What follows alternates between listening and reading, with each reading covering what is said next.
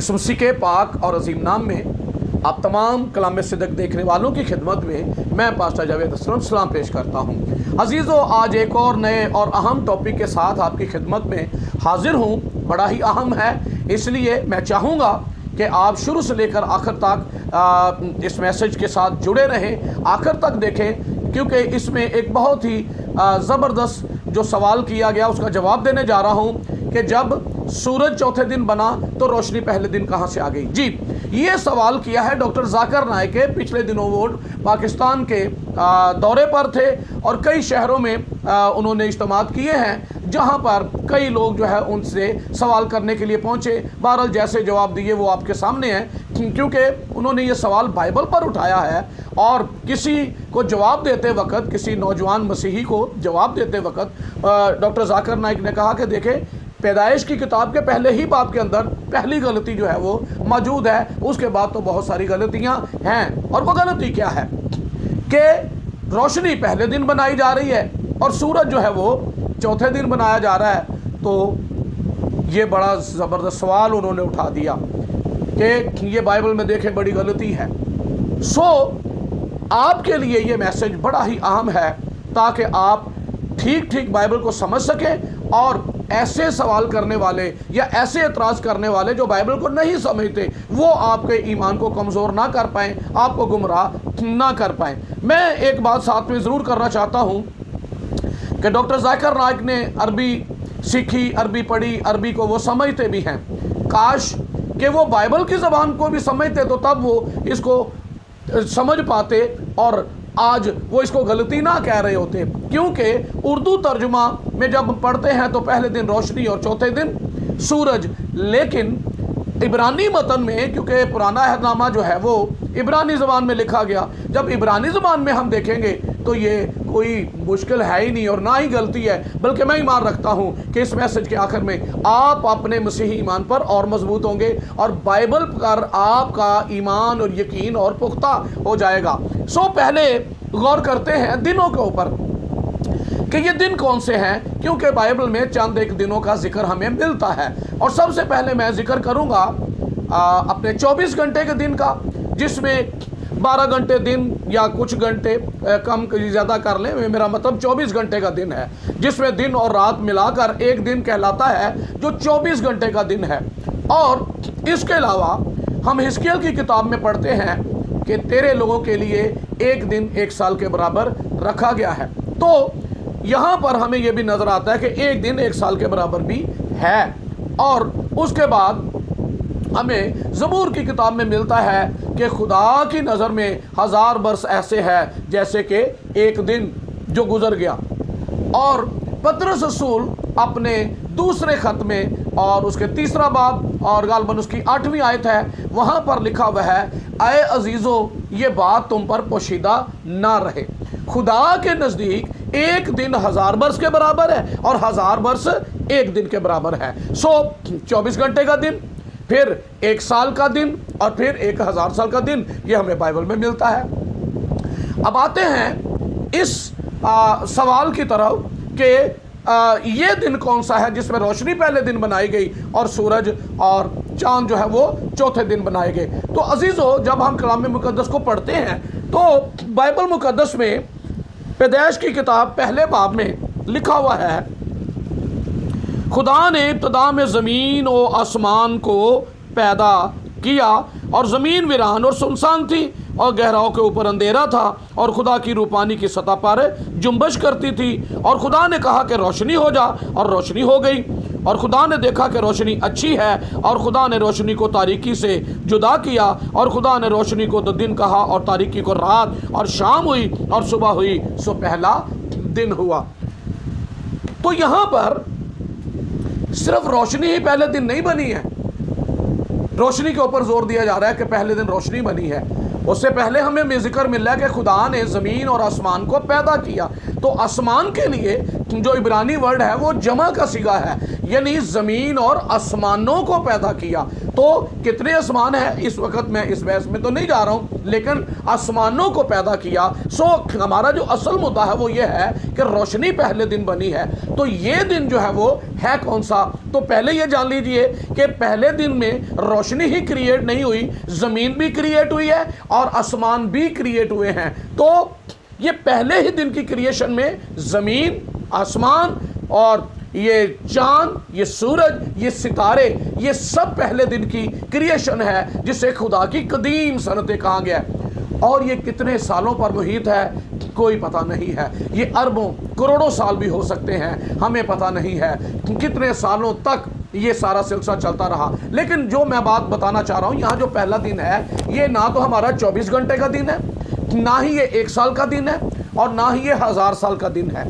ये एक लंबे अरसे पर मुहित है। खुदा ने ऐसे ऐसे करके कायनात को तख्लीक नहीं किया है। बाज़ों को लगता है या बाज़ ऐसा समझते हैं खुदा है, बेशक कर सकता है, पर खुदा ने ऐसा नहीं किया। खुदा एक बड़ी तरतीब के साथ खुदा इस कायनात को तख्लीक कर रहा है। सबसे पहले खुदा ने फरिश्तों को खलक किया, उसके बाद ज़मीन, आसमान, कायनात की चीज़ों को तख्लीक करना शुरू किया। क्योंकि हमें अय्यूब की किताब में मिलता है कि तू कहाँ था जब मैंने ज़मीन की बुनियाद डाली। और ये कब डाली?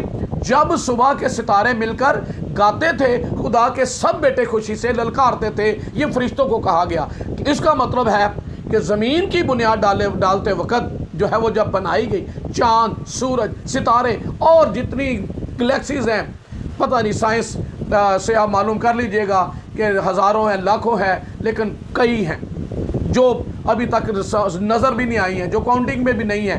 तहम पहले दिन की क्रिएशन में सूरज शामिल है और चांद शामिल है, सितारे शामिल हैं, और ये रोशनी जो है ये पहले दिन जो क्रिएट हुई, जो ये बिना बनाए गए हैं, जो चांद, सितारे और सूरज, तो ये रोशनी पहले ही दिन जो है वो खलक की गई। सूरज को पहले ही दिन से रोशनी जो है वो दे दी गई थी और सितारों को भी रोशनी दी गई थी। और चांद के बारे में लिखा है कि और चांद में रोशनी नहीं। ये हमें अय्यूब नबी की किताब में मिलता है। सो अब ये दिन है कौन सा? तो याद रखिएगा, ये दिन एक लंबे अरसे पर मुहित है, जिसे एक दिन कहा गया है। खुदा का किसी काम को शुरू करना और फिर उसका इख्तिताम करना, ये एक लंबा अरसा है, और जिसे एक काम को शुरू करने और ख़त्म करने पर ये एक दिन है जो ना 24 घंटे का, ना साल का, ना 1000 साल का। लंबे अरसे, हज़ारों, लाखों, करोड़ों साल ये हो सकते हैं हमारे जो ज़मीनी काउंटिंग के हिसाब से हमारे साल बनते हैं। ताहम पहले दिन में रोशनी बनी है। तो यहाँ पर लिखा है खुदा ने ज़मीन और आसमान को पैदा किया। तो पैदा करने के लिए जो लफ्ज़ है वो है 12, इब्रानी का लफ्ज़ है 12, और 12 लफ्ज़ जो है वो वहाँ इस्तेमाल होता है, यानी नेस्ती से हस्ती, यानी कोई चीज़ पहले थी ही नहीं, उसको बाद में खलक किया गया और उसको हस्ती में ले आया, जो सामने आ गई। और रोशनी पहले नहीं थी और रोशनी को खुदा ने बनाया और फिर रोशनी हो गई। इसी तरह सूरज नहीं था, चांद नहीं थे, सितारे नहीं थे, चांद नहीं था, लेकिन खुदा ने इनको नेस्ती से हस्ती में लाया और इनको खलक किया। ये पहले दिन की तख्लीक है कि किसी काम को शुरू किया और फिर उसका इख्तिताम किया। अब आते हैं ज़मीन की तरफ। अब खुदा ज़मीन को जो है वो इंसान के रहने के काबिल बना रहा है। सो दरख्त लगाए, उसमें पौधे, सब्जियां, नदियां जारी की और ये सारी चीज़ें की, समंदर बनाया। ये भी अय्यूब नबी की किताब में हमें मिलता है। सो बात आती है चौथे दिन की कि सूरज और चांद चौथे दिन बनाए गए। तो ये हम खुदा के किताब कलाम में से पैदाइश की किताब पहला बाब 14वीं आयत को पढ़ते हैं। यहाँ पर लिखा है, और खुदा ने कहा कि फलक पर नैयर हो कि दिन को रात से अलग करे, और वो निशानों और ज़मानों और दिनों और बरसों के इम्तियाज़ के लिए हों। सो 16वीं आयत, खुदा ने 2 बड़े नैयर बनाए, एक नैयर अकबर के दिन पर हुक्म करे और एक नैयर असगर के रात पर हुक्म करे। सो यहाँ पर जो बनाया है, तो मैंने आपसे पहले जिक्र किया, जो चीज़ पहले नहीं थी जब खुदा ने उसे बनाया या खलक किया, तो उसके लिए वर्ड 12 इस्तेमाल हुआ है, पैदा किया, और 12 का मतलब नेस्ती से हस्ती में लाना। लेकिन जब हम यहाँ पढ़ते हैं सूरज और चांद और आगे सितारों का भी जिक्र है, पर यहाँ पर वर्ड जो है या लफ्ज़ 12 नहीं आया। 12 नेस्ती से हस्ती में जो थी नहीं पहले, अब यहाँ पर लफ्ज़ आया है असा। असा लफ्ज़ जो है इब्रानी का, इसका क्या मतलब है? इब्रानी का जो वर्ड असा है, इसका मतलब है जो चीज़ पहले से मौजूद है। जैसे मिसाल के तौर पे मट्टी है मौजूद, पहले नहीं थी, फिर खलक कर दी गई, अब मट्टी है, अब मट्टी को लिया, उसमें से इंसान को खुदा ने बनाया। तो ये मट्टी मौजूद है, उसमें से खुदा ने इंसान को बनाया। यहाँ पर जो वर्ड है वो है असा, यानी पहले से मौजूद चीज़ उसको शेप देना, उसे मुकर्रर करना। और यहाँ पर चौथे दिन में यहाँ लिखा हुआ है 14वीं आयत में कि ये बनाए क्यों, यानी उसे मुकर्रर किस मकसद के लिए किया गया। अब वो साइकिल जो आज हमारी ज़मीन का और सूरज और चांद के बीच में है, जो ज़मीन के घूमने के सबब से दिन और रात अब बनते हैं, तो तब इससे हम ज़मानों का अंदाज़ा करते हैं, इससे हम दिनों का और सालों का, बरसों का इम्तियाज़ करते हैं। ये साइकिल जो है ये खुदा ने यहाँ पर शुरू किया है, और सूरज की रोशनी ज़मीन पर पड़े, और रात को चांद हो, दिन को सूरज हो, और इस तरह से ये 24 घंटे का दिन है, ये यहाँ पर जो है इसको मुकर्रर किया गया। सो चौथे दिन में जो लफ्ज़ है वो असा है, 12 नहीं है।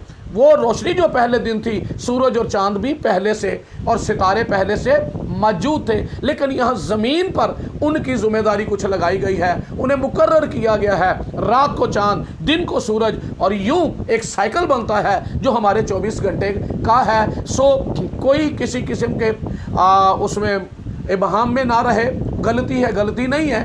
पहले ही दिन सूरज बन चुका था, पहले ही दिन चांद और रोशनी उसी दिन बनी है, तो रोशनी को तो हाईलाइट किया जाता है। तो ये सारी ज़मीन और आसमान भी तो पैदा किए हुए हैं, ये सब पहले दिन की क्रिएशन है, जो एक वक्त के ख़त्म होने, किसी काम को शुरू करने और ख़त्म होने का जो वक्त है वो कितना है, वो एक दिन बनता है। सो चौथा दिन भी उसी की तरह है, दूसरा दिन भी वैसा ही है, और 6 दिन में खुदा ने सारी ज़मीन को, कायनात को बनाया है। छठे दिन आदम को, इंसान को जो है वो खुदा ने बनाया है। उसमें हर दिन की क्रिएशन जो है, यानी किसी काम को शुरू करना और फिर किसी काम को ख़त्म करना, ये दिन 24 घंटे का, ना 1 साल का, ना 1000 साल का है। ये एक ज़माना एक लंबे अरसे पर है, जो हम काउंट नहीं कर सकते कि कितने सालों का है। यानी खुदा जानता है, जिस काम को शुरू किया उसको ख़त्म किया। सो कोई किसी तरह के गुमराही में ना जाए, कि गलती नहीं है, बल्कि असल ज़बान को ना समझने के सबब से